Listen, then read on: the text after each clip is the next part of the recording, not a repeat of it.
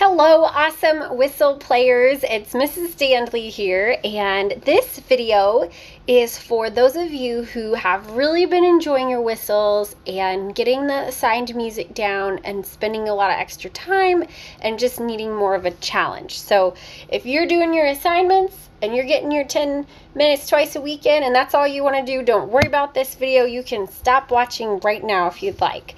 For the rest of you, I've noticed some really stellar practice logs, so I thought maybe you guys need some other stuff to work on. So here's some tips.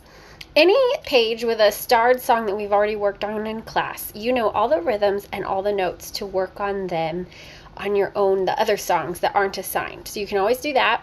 You can also look ahead to the other starred songs in your folders that we're going to be doing later on in class and try to get a head start there.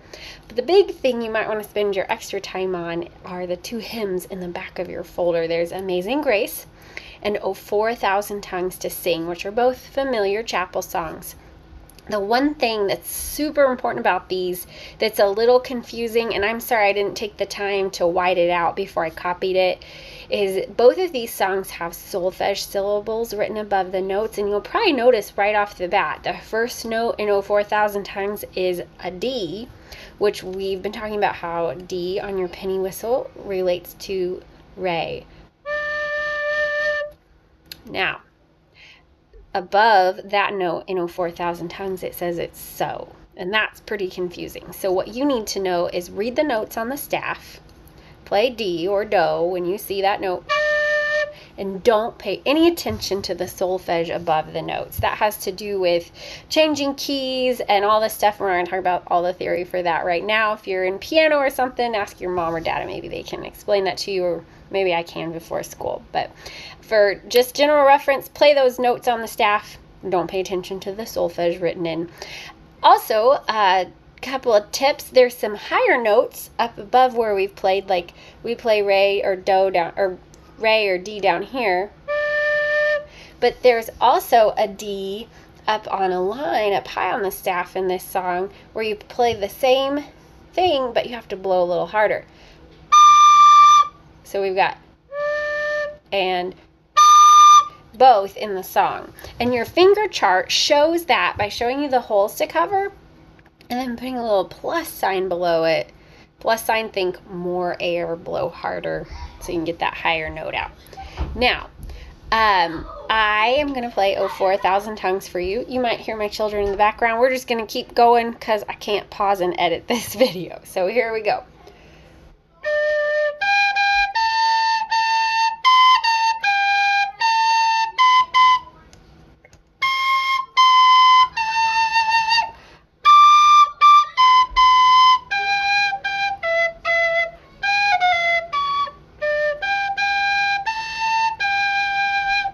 And you might have heard a couple of squeaky notes in there, and that's right, because I made some mistakes too, because I haven't practiced enough.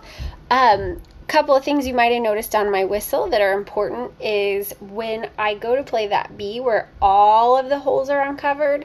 See my pinky down here? It doesn't have a hole that it's on, so I left it on the whistle to help hold the whistle still for me when all my fingers came off, and that makes it easier for me. So that's a trick you can do if you like when you play a B to help you keep the whistle where it goes.